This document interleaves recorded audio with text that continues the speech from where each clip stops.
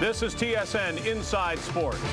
From worst to even worse, perhaps, the Ottawa Senators have dropped anchor in the depths of the NHL standings.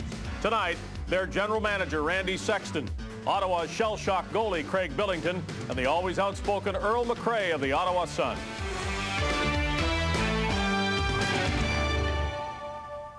Welcome to TSN Inside Sports. I'm Dave Hodge. It's just another losing streak, so you might say, what's the big deal with the Ottawa Senators? But in this season of supposed NHL parity, the more the Senators lose, the more they bring attention to themselves. The Florida Panthers are playing .500 hockey. Anaheim and San Jose are in playoff contention.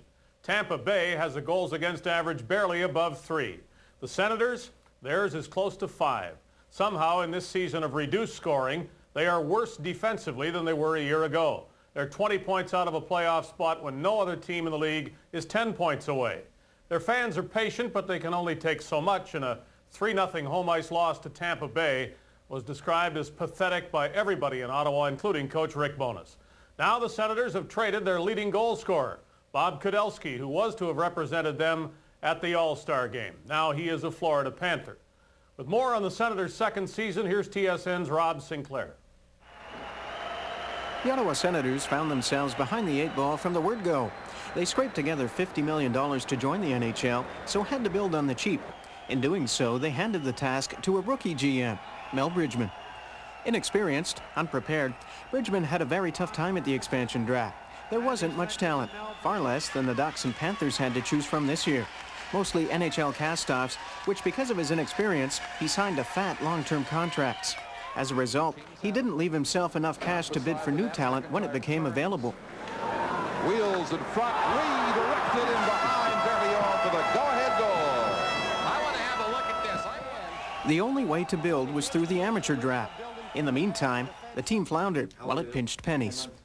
We knew that the caliber of players wasn't what we had hoped it would be, obviously, and wasn't what we thought it would be, but in any event, we were there. We had our group together, and we tried to do the best job we could, selecting the types of players that we wanted to draft.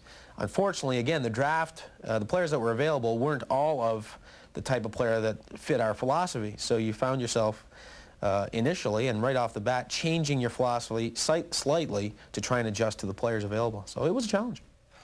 The challenge of year one was survival, to stall with players past their prime until the draft would begin to unfold a better future. The Ottawa Senators welcome Alexandre. When the time had come to go with youth, Mel Bridgman was out, Randy Sexton in. And though he too was a rookie, Sexton's commitment to youth was wholesale. He transformed a team which had experience but no depth into a team with little experience and even less depth. Our approach is different. We're going to build through the draft. We're going to let our younger players play. We've stayed away from signing high-priced free agents, and so the results are going to be a little bit, immediately are going to be a little bit different, but down the road we're hoping our approach is obviously the one that helps us win the Stanley Cup.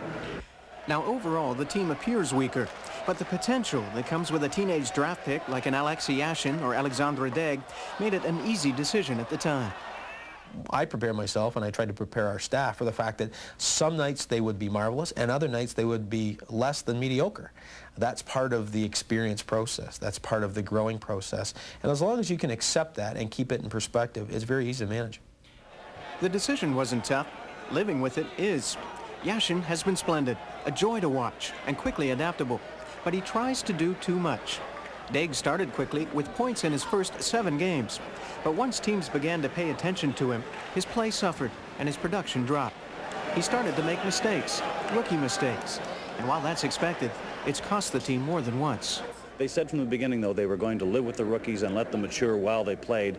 Now is the time where you really have to test those convictions, because this is the hard grind of an NHL season. But the rookies continue to play, and so far the club hasn't wavered from that philosophy. And play they have. But the talent pool is so thin thanks to expansion, the Sens have yet to find a triggerman who can play at Daigle's speed. The best they came up with was their leading sniper last year, Sylvain Turgeon. Problem is, he broke a forearm, and he hasn't played since October 25th. Turgeon is only one of 7 key regulars sidelined with long-term injuries. Now that hurts when a team has so little depth.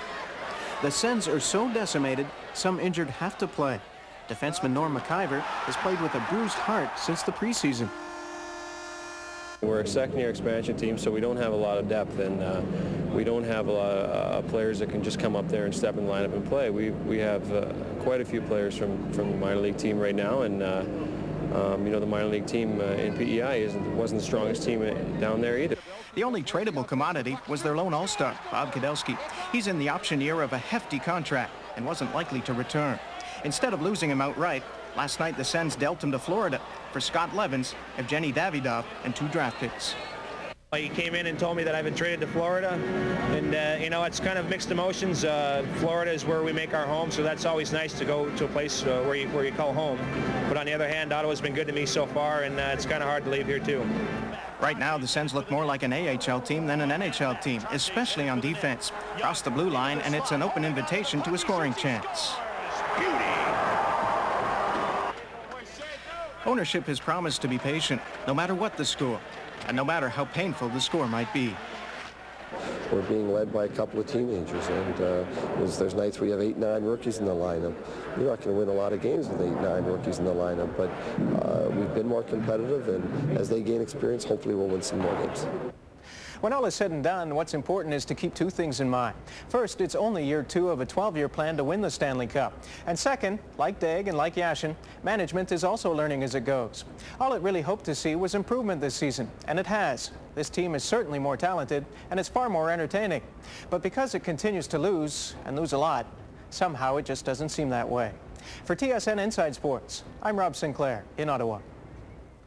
Next, 2 men who are trying to stop losing, one who tries to stop pucks as well.